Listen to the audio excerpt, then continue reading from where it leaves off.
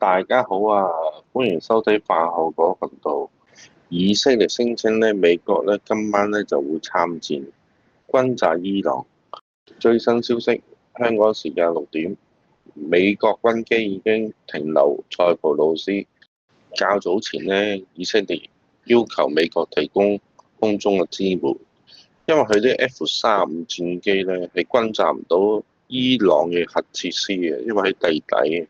同時咧，以色列咧已經控制德黑蘭上空同埋西部嘅上空。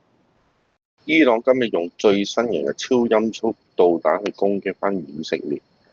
同時，特朗普威嚇已經知道伊朗最高精神領袖哈梅內伊嘅所在地，隨時可以進行暗襲。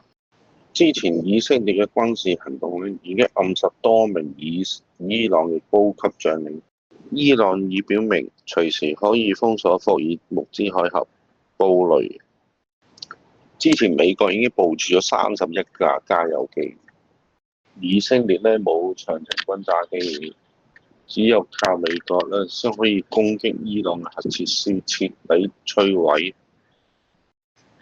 特朗普要求伊朗咧係無條件投降。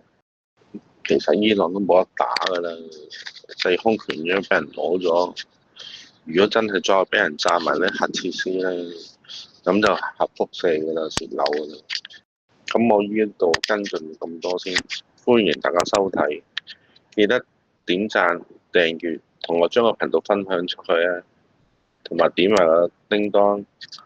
如果有新片，你哋就會收到通知㗎啦。好，多謝晒，拜拜。